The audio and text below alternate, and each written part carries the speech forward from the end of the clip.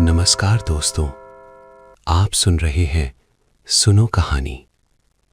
आइए आज सुनते हैं रवींद्रनाथ ठाकुर की एक भावनात्मक और स्मृतियों से जुड़ी कहानी, एक छोटी पुरानी कहानी।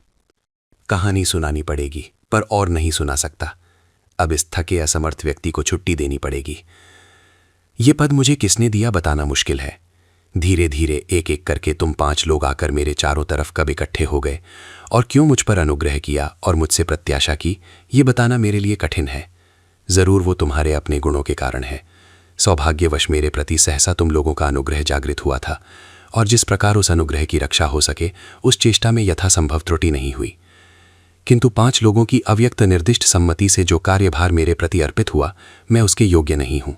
क्षमता है या नहीं, ये लेकर विनय या अहंकार नहीं करना चाहता, किंतु प्रधान कारण ये है कि विधाता ने मुझे एकाकी जीव के रूप में बनाया है।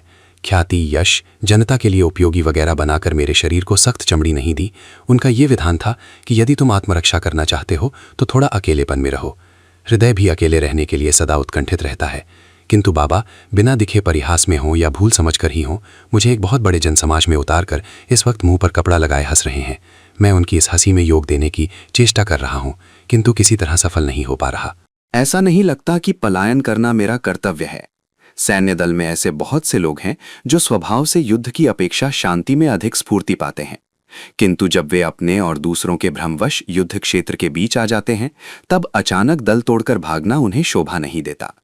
भाग्य अच्छी तरह सोचकर प्राणियों को उनकी सामर्थ्य के अनुसार काम में लगाता है, पर फिर भी दिया गया काम दृढ़ निष्ठा के साथ करना मनुष्य का कर्तव्य है।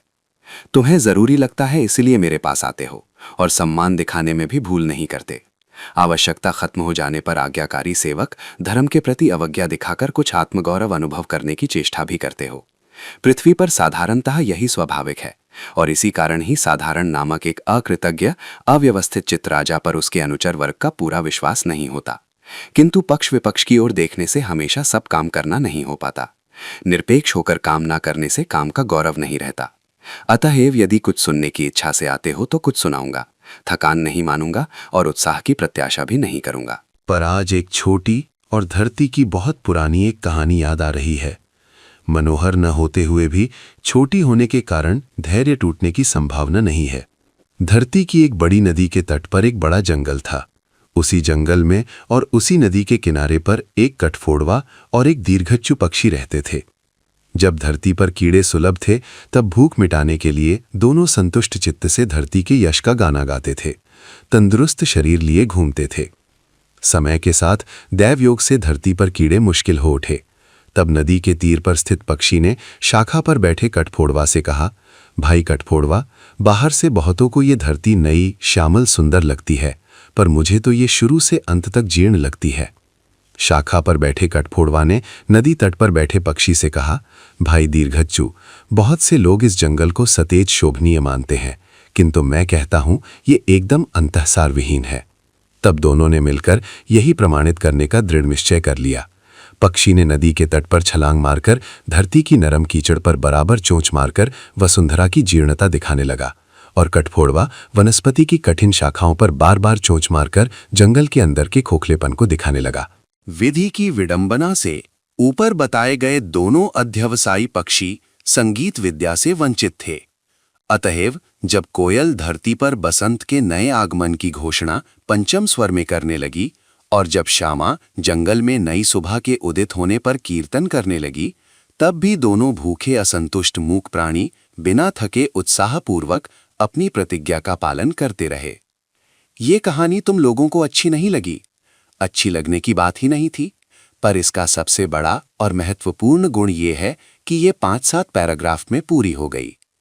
तुम्हें नहीं लगता कि ये कहानी पुरानी है? इसका कारण ये है कि धरती पर भाग्य के दोष से ये कहानी बहुत पुरानी होते हुए भी हमेशा नई रही। बहुत दिन से अकृतज्ञ कठफोड़वा पृथ्वी के दृढ़ मजबूत अमर महत्व के ऊपर ठक ठक शब्द से चोंच मार रहा है और दीर्घच्चू पक्षी पृथ्वी की सरस उर्वर कोमलता को चोंच से खचू खचू की आवाज़ से बींध रहा है। आज भी उसका अंत नहीं हुआ। मन में जो शिकायत है वो बनी हुई है। पूछ रहे हो, कहानी में सुख दुख की क्या बात है? इसमें दुख की कहानी भी है और सुख की भी। दुख की ये है कि पृथ्वी जितनी भी उदार क्यों ना हो और जंगल कितना भी महान क्यों ना हो, मामूली चोंचें अपना खाद्य ना पाने पर उन पर आघात करती ही हैं। सुख की बात यह है कि फिर भी सैकड़ों सालों से धरती नई और जंगल हरे भरे हैं। यदि कोई मरता है तो वो वे दोनों विद्वेषी विष जर्जर हतभागे पक्षी हैं और दुनिया में कोई इस बारे में नहीं जान पाता। तुम लोग इस कहानी में सिर पैर कुछ नहीं समझ पाए। अर्थ कोई विशेष जटिल नहीं है, शायद कुछ उम्र होने पर समझ पाओगे। जो भी हो, सब मिलाकर चीज तुम्हारे लायक नहीं बन पाई, इसमें तो कोई संदेह नहीं है। आप सुन रहे थे रविंद्रनाथ ठाकुर की कहानी एक छोटी पुरानी कहानी।